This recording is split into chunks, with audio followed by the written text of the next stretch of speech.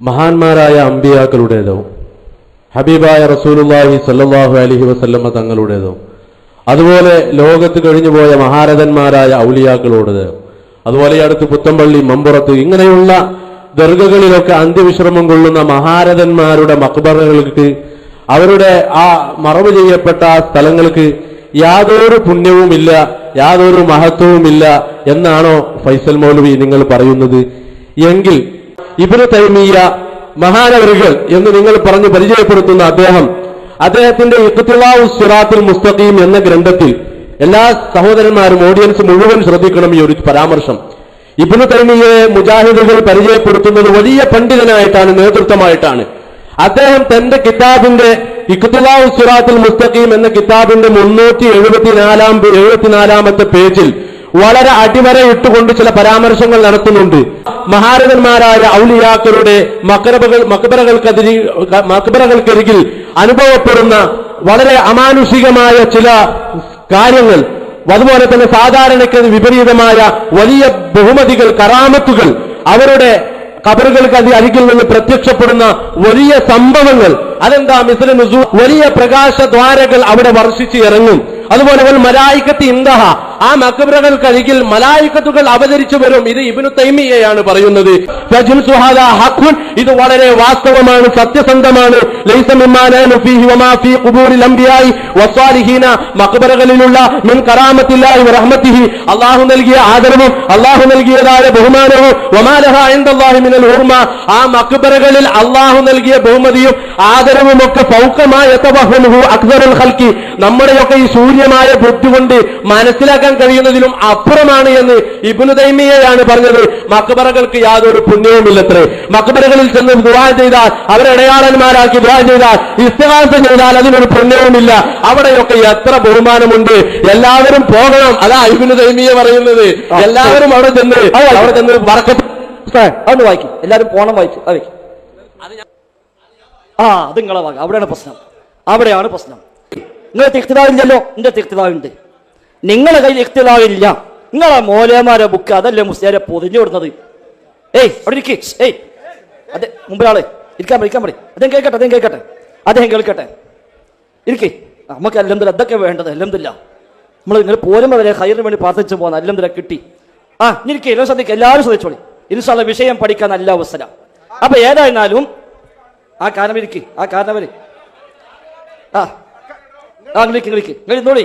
നമ്മൾ പറയാൻ വന്നതന്നെയാണ്, പറയാൻ തന്നെ വന്നുകൊണ്ട് പറഞ്ഞിട്ട് തന്നെ പോവുള്ളൂ. അപ്പൊ ഏതായിരുന്നാലും ഇവിടെ ഉസ്താദ് കൊണ്ടുവന്നത് ഇഖ്തിദാഉസ് സിറാത്തുൽ മുസ്തഖീം അല്ല. ശരി, അൽഹംദുലില്ലാ. അപ്പൊ മുസ്ലിയാക്കന്മാര് ഇഖ്തിദാഉസ് സിറാത്തുൽ മുസ്തഖീമിൽ നിന്ന് ചില ഭാഗം അടർത്തിയെടുത്ത് അത് കോട്ട് ചെയ്ത് പ്രസിദ്ധീകരിച്ച പുസ്തകങ്ങൾ, അതാണ് ഇവർ കൊണ്ടിറക്കുന്നത്. അപ്പോൾ താങ്കളുടെ കയ്യിലുള്ള പുസ്തകം AP സമസ്തയിലെ മുസ്ലിയാക്കന്മാർ എഴുതിയ പുസ്തകങ്ങളാണ്. അതേസമയം ഇതാണ് ഇഖ്തിദാഉസ് സിറാത്തുൽ മുസ്തഖീം. പറഞ്ഞത് എങ്ങനെ ഇളകല്ലേ? ആ ശൈത്താനൊക്കെ ഇറങ്ങിയ പോകുന്ന അദ്ദേഹം പറഞ്ഞത്, എല്ലാ ശൈത്താനും പോകുന്ന അദ്ദേഹം പറഞ്ഞിട്ടുണ്ട്. ഇബ്നു തൈമിയ്യ റഹിമഹുല്ലാ ഷെയ്ഖുൽ ഇസ്ലാം എന്ന് വിശേഷിപ്പിക്കപ്പെടുന്ന ആള്, ഇബ്നു തൈമിയ്യയെ കുറിച്ച് ഏറ്റവും വലിയ ആരോപണമായി, വിമർശനമായി നിങ്ങളെപ്പോലെ മനുഷ്യന്മാർ പറയലെന്താ? അദ്ദേഹം ഇസ്തിഗാസ പാടില്ല എന്ന് പറഞ്ഞു. ഹക്ക് ജാഹ് ബർക്കത്ത് കൊണ്ട് തവസ്സുൽ പാടില്ല എന്ന് പറഞ്ഞു. അതാണല്ലോ ഏറ്റവും വലിയ ആക്ഷേപമായി പറയാറ് തന്നെ. പിന്നെ എങ്ങനെ അദ്ദേഹം കിതാബ് ഈ പരാമർശം വന്നത്? അദ്ദേഹം പറഞ്ഞത് എന്താ? അമ്പിയാക്കന്മാർക്ക് കറാമത്തുണ്ട്, എതിർക്കുന്നില്ല. അമ്പിയാക്കന്മാർക്ക് മുഴുജത്തുണ്ട്, എതിർക്കുന്നില്ല. ഔലിയാക്കന്മാർക്ക് കറാമത്തുണ്ട്, എതിർക്കുന്നില്ല.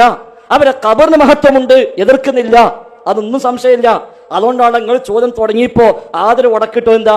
മഹാന്മാരായ അമ്പിയായിന്റെയും ഔലിയായിന്റെയും ഖബറിന് ഒരു മഹത്വവും ഇല്ല എന്നാണോ ഫൈസൽ മൗലവി പറയുന്നത്? എങ്കിൽ അങ്ങനെ പറയുന്നില്ല. ഫൈസൽ മൗലവി ഒരു മൗലവിയും പറയുന്നില്ല. ഇബ്നു തൈമിയ്യയും പറഞ്ഞിട്ടില്ല, ഇബ്നു ഖയ്യിമും പറഞ്ഞിട്ടില്ല, ഒരു മുജാഹിദും പറഞ്ഞിട്ടില്ല. ഔലിയാക്കന്മാർക്ക് മാത്രമല്ല, ഒരു സാധാരണ മുഅ്മിന്റെ ഖബറിന് വരെ മഹത്വമുണ്ട്.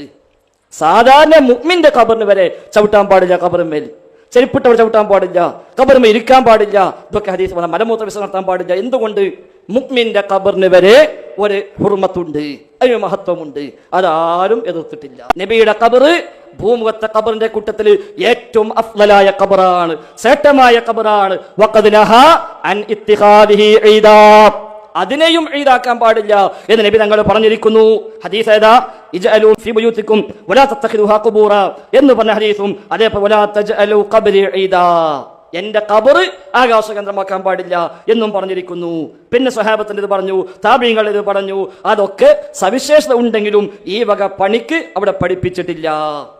എന്നാൽ അവസാനം ഇതൊക്കെ പറഞ്ഞ ശേഷം അദ്ദേഹം പറയാ, എന്നാൽ ഇതേപോലെ മറ്റൊരുപാട് പണി സമൂഹത്തിലുണ്ട്. അതെന്താ എണ്ണി പറയുന്നു. ഒന്ന്, അദ്ദേഹം പറയുന്നു, ഇങ്ങനെ കെട്ടിവെച്ച ഖബറുണ്ടായുള്ള പ്രശ്നം എന്താ?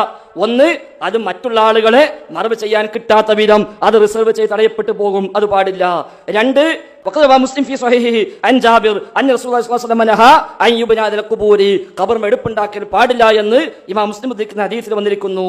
നാല്, أن بناء المطاهر التي هي محل النجاسات بين مقابر المسلمين من أقبح ما تجاور به القبور لا سيما إن كان محل المطهرة قبر رجل مسلم. طهارത്തുള്ള സ്ഥലത്ത് തൊഹാറത്തുള്ള കേന്ദ്രം അത്തരം സ്ഥലത്ത് ഉണ്ടാക്കാൻ പാടില്ല. 5, ഇത്തിഖാദുൽ ഖുബൂരി മസാജിദ, ഖബറുകൾ ആരാധന കേന്ദ്രമാക്കാൻ പാടില്ല. 6, അലിസ്റാജു അൽ ഖുബൂരി, ഖബറിൽ വിളക്കത്തിക്കാൻ പാടില്ല. വഖദ് ലഅന സ്വല്ലല്ലാഹു അലൈഹി വസല്ലം മൻ യഫ്അൽ ദാലിക, അത് ചെയ്യുന്നവനെ നബി ശപിച്ചിരിക്കുന്നു. 7, മുശാബഹത്തു അഹ്ലിൽ കിതാബൈനി, ജൂത ക്രിസ്ത്യാനികളോട് സാദൃശ്യമുള്ള പണിയാണത്, അതുകൊണ്ട് അതും പാടില്ല എന്ന് പറഞ്ഞ് എണ്ണി അദ്ദേഹം പറയാ. ഫഖദ് കാന മിൻ ഖുബൂരി അസ്ഹാബി റസൂലുള്ളാഹി അംസാരി അദദുൻ കസീർ വഇൻദഹും മുത്താബിഊൻ വമൻ ബഅദഹും മിൻ അയിമ്മ വമസ്തഗാസു. സ്വഹാബത്തിന്റെ ഖബർ, താബീങ്ങളുടെ ഖബർ എല്ലാം ഇമാമിങ്ങൾ ജീവിച്ച നാട്ടിലുണ്ടായിരുന്നു. എന്നിട്ട് പോലും വമസ്തഗാസു, ഇമാമിങ്ങളാരും ഇസ്തിഗാസ ചെയ്തിട്ടില്ല. ഇൻദ ഖബ്രി സ്വഹാബിയിൻ ഖത്തു, ഒരൊറ്റ സ്വഹാബിയുടെ ഖബറിനെ പോയിട്ടും ഇമാമിങ്ങൾ ഇസ്തിഗാസ ചെയ്തിട്ടില്ല. വലസ്തസ്ഖൗ ഇൻദഹു, ആ ഖബറിനെ പോയി മഴയെ തേടിയിട്ടില്ല. വലാ ബിഹി, ആ ഖബറാളിയെ കൊണ്ടും മഴയെ തേടിയിട്ടില്ല. വലസ്തൻസറു ഇൻദഹു, ആ ഖബറിനടുത്ത് പോയിട്ട് സഹായം അർത്ഥിച്ചിട്ടില്ല. വലാ ബിഹി, ആ ഖബറാളിയെ കൊണ്ടും സഹായം അഭ്യർത്ഥിച്ചിട്ടില്ല. അതുകൊണ്ട് ഇതൊന്നും ഒരിക്കലും ന്യായമല്ല, അഹ്ലു കിതാബിന്റെ പണിയാണ് എന്ന് പറഞ്ഞ് അവസാനിച്ചിട്ടില്ല. ഇനി 150 പേജ് അത് ആ വിഷയം പറയാം. ഇതിൽ നിന്നാണ് മുസ്ലിയാരെ നിങ്ങൾ വിശ്വസിക്കുന്ന ഒരു ഉസ്താദ് സമർത്ഥമായി ഒരു 4 വരി മുറിച്ചെടുത്ത് അത് പുസ്തകമാക്കി അത് കൊണ്ട് നിങ്ങൾക്ക് കേൾപ്പിച്ചത്. ഞാൻ മനസ്സിലാക്കുന്നു നിങ്ങളുടെ കയ്യിലെ പുസ്തകം ഒന്നെങ്കിൽ ഫിഖ്ഹു സുന്ന ലി അഹ്മദ് മുസ്ലിയാർ നെല്ലിക്കുത്ത്, അതല്ലെങ്കിൽ വിശ്വാസകോശം. ഈ രണ്ടാവാനാണ് സാധ്യത. രണ്ടാമത് പറഞ്ഞതായിരിക്കും ശരിയെന്ന് വിചാരിക്കുന്നു. അബ്ദുൽ അസീസ് ഫൈസി എഴുതിയ ഇസ്ലാമിക വിശ്വാസകോശം, അതിൽ നിന്നാണ് നിങ്ങൾ വായിച്ചത് എന്നാണ് ഞാൻ മനസ്സിലാക്കുന്നത്. അതുകൊണ്ട് ആ പുസ്തകങ്ങൾ വിശ്വസിക്കല്ല. നിങ്ങളോട് ഇനി എനിക്ക് ഏറ്റവും നസീഹത്തോട് പറയാനുള്ളത്, നിങ്ങൾ ചെയ്യേണ്ട ഒരു പണി, ആ പുസ്തകത്തിലെ എല്ലാ ഇബാദത്തും നിങ്ങൾ അസ്ലി കിതാബുമായി തട്ടിച്ചു നോക്കുക. അതിൽ പറഞ്ഞ എല്ലാ വാചകങ്ങളും അതിന് വാള്യമുണ്ട്, പേജുണ്ട്, ഒക്കെ ഉണ്ട്. ആ കിതാബ് നിങ്ങൾ അന്വേഷിക്കുക, ആ വാള്യം കണ്ടെത്തുക, ആ പേജ് വായിക്കുക. എങ്കിൽ ഇൻഷാ അല്ലാഹ് നിങ്ങൾ വഹാബിയാകും, സംശയമില്ല. അസ്സലാമു അലൈക്കും.